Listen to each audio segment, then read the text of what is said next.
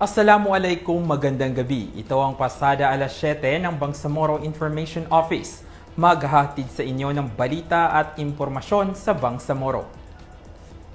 Sanipuwersa ang Cooperative and Social Enterprises Authority BARMM at City Cooperative Development Office sa paglulunsad ng National Cooperative Month na ginanap sa People's Palace, Cotabato City ngayong araw.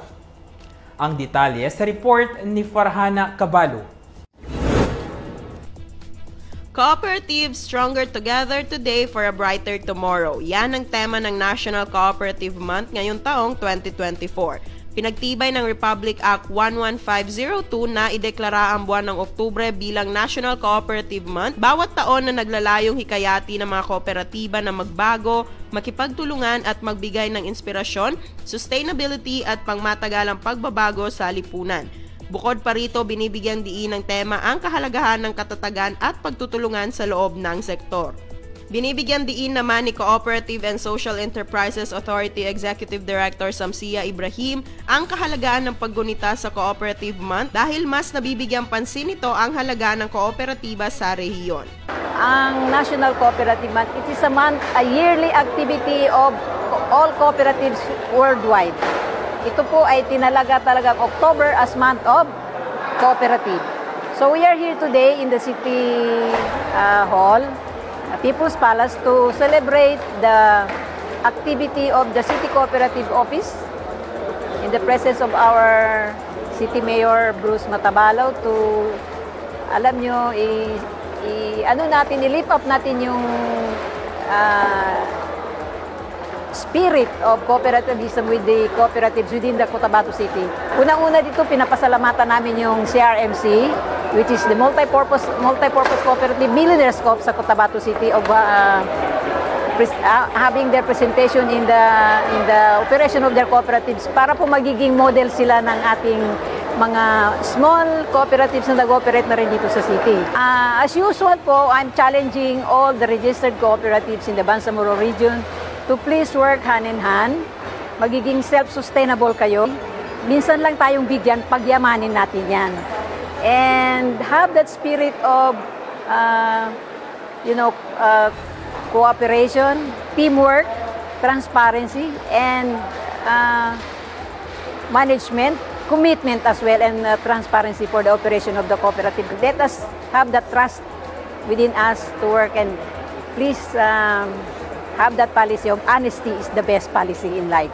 Yun po. Sa mensahe naman ni City Mayor Bruce Matabalaw, malaking katuwang umano ang mga kooperatiba sa pagpapalakas ng ekonomiya hindi lamang sa Cotabato City kundi sa buong Pilipinas. Iba't ibang aktibidad naman ang nakatakdang isagawa ng CISEA sa paggunita ng National Cooperative Month. Farhana Cabalo, BIO News.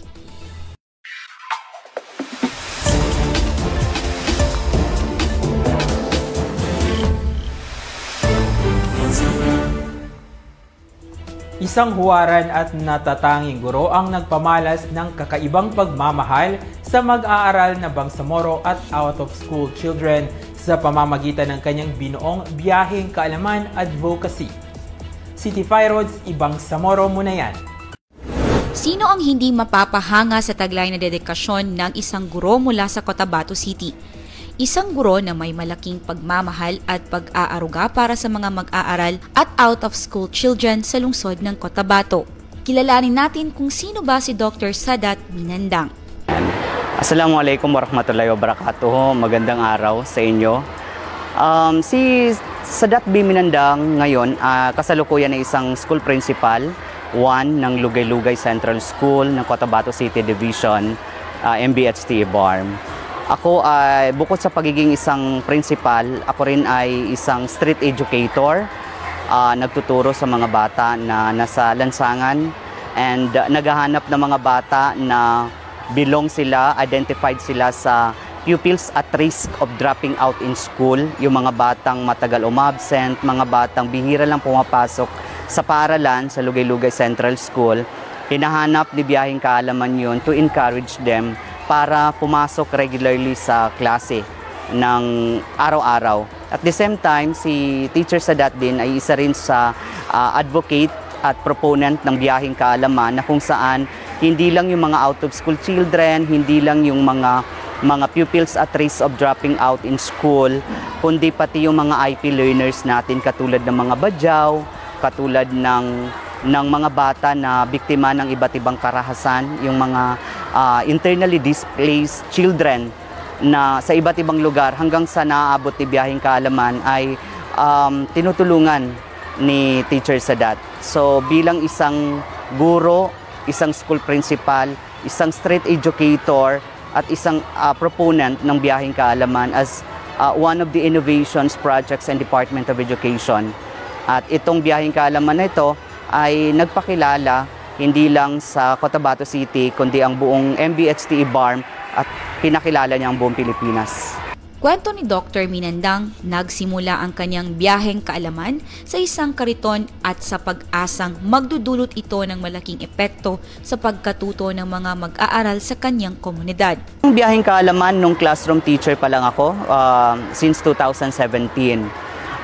Nung sa unang school ko, Amerol Elementary School, after the presentation of SMEPA, yung School Monitoring and Evaluation Assessment, a plan assessment, na-identify namin na may mga pupils at risk of dropping out in school, may mga out-of-school children, akong ilang na nakikita sa community. So para bang nagkaroon ako ng idea na i-adapt yung ginawa ni CNN Hero Awardee, Peña Florida, yung kanyang Kariton Classroom. So sabi, katuwang yung mga college student ng Sharif Kabunsuan College, sabi ko, gumawa kaya tayo ng kariton. Tapos nung sinubukan namin at parang sabi ko maganda ito. So ginamit ko siya sa Barangay Mother Kalanganan sa Amerol Elementary School, and then nagustuhan ng mga magulang at mga bata. So sabi nila, sana may klase, may always session ang Tulak Kaalaman pa lang noon, Kariton pa lang noon. So hanggang sa yung mga parents na nagsuggest na, sir, sana tuloy-tuloy kasi mas nagugustuhan yung mga bata yung pag-aaral nila sa Tulak Kaalaman. Kasi ang Tulak Kaalaman is a psychosocial approach ang ginagamit. Yun yung ginamit ko during my time sa NGO na nagsa-psychosocial. So nagustuhan yung mga bata yung approach na ganon, na kailangan attunement, kailangan emotional dialogue, kailangan positive discipline pag nagdidisiplina, and hindi masyado mabigat yung pag-aaral, kundi parang naglalaro lang, and at the same time, pinakahihintay nila yung feeding time ng mga bata na dala-dala ni Tulak Kaalaman. Dahil sa paniniwalang ang edukasyon ay susi sa maliwanag na bukas, kahit siya ngayon ay isa ng principal, dala-dala pa rin ito ang adhikain na makatulong sa mga marginalized out-of-school youth children. Siguro kasi naranasan ko yung pagiging, nung una pa man, when I was a child, isa na akong orphan. Namatay ang tatay ko when I was 1 year old. At nag-aral ako ng elementarya na tumira sa mga kamag-anak. And then hanggang sa mag-high school ako ay naging working student ako. And at the same time naranasan ko rin maging bakwet. At naranasan ko rin yung hirap ng buhay. At yun yung naggudyok sa akin para gawin ito dahil nakikita ko yung sarili ko sa mga batang ito. And at the same time, ito yung mga bata na kailangan natin tulungan kasi tayo yung magiging ilaw. Sinasabi nga natin, yung tayo ng mga teacher ay tayo yung mga architect ng kanilang bawat pangarap at tayo yung mga builders ng future ng mga batang ito. Bago naging full-time teacher si Dr. Minandang, siya ay unang nagtrabaho bilang humanitarian worker, kaya naman dala-dala nito ang inspirasyon na makatulong sa mga komunidad. Yung passion na ginagawa ko ngayon ay ito yung passion na nangyari sa buhay ko nung magtrabaho ako sa non-government organization. Bago ako pumunta sa DepEd, naging humanitarian worker ako, handling psychosocial support in psychosocial interventions doon sa mga internally displaced families and children. Nagbigay din ng big break para sa kanya ang biyaheng kaalaman. dahil sa samot-saring awards na kanyang natanggap mapalokal at international arena. Ang kaalaman ay nagbigay sa akin ng malaking break. I was hired in 2013 and ngayon ay 2024. So kung titingnan natin, 11 years ako nasa Department of Education as a public teacher and as a public servant. Nung sinimulan ko si Biyaheng Kaalaman in 2017, nagsimula na rin ako na sumali sa mga search for outstanding teacher and outstanding educator, no. Isa ito kasi sa search for any outstanding teacher, hindi nawawala yung innovations, yung accomplishments, yung achievements, and of course yung education at yung mga ginagawa ng isang teacher. Alam nyo kasi nung nagturo ako nung classroom teacher pa lang ako, nag-handle ako ng more or less 10 coordinatorship, 10 program. Usually, ang mga coordinatorship ay binibigay lang 1, 2 sa isang teacher o 3 o pinakamarami na 4 na coordinatorship sa isang teacher. Pero nung classroom teacher ako, I think nasa 11 programs and coordinatorship ang hinawakan ko. At nagbigay sa akin din yun ng break. At the same time, yung innovation, nung pinag-usapan, na-present ko yung tulak kaalaman, ano yung impact niya, ano yung purpose niya, ano yung naging journey ng project na ito. So, hinirang ako bilang outstanding teacher in 2017 sa Region 12. And then, naging ulirang guro ako ng Mindanao at national finalist. In 2019, naging recipient ako ng Princess Maha Chakri Award in Bangkok, Thailand. I was received my award in Bangkok, Thailand, together with from Central Office and yung dating regional director natin na si Dr. Alan Farnazo. And then in 2020 naging ambassador ako ng isang innovation din and based in Japan. And then naging peace champion finalist ako ng MPOS. In 2023 naging Global Teacher Prize finalist ako among 7,000 entries and nominees out of 130 countries. Nag-iisa lang ako sa Pilipinas na pumasok doon sa top 50 finalists and na-receive po natin ang award natin during the award ceremony in Paris, France. Ang mga pagsisikap na ito ni Sir Minandang ay maituturing na modelo para sa lahat ng mga guro at kabataan na nagnanais ding maging isang guro sa hinaharap.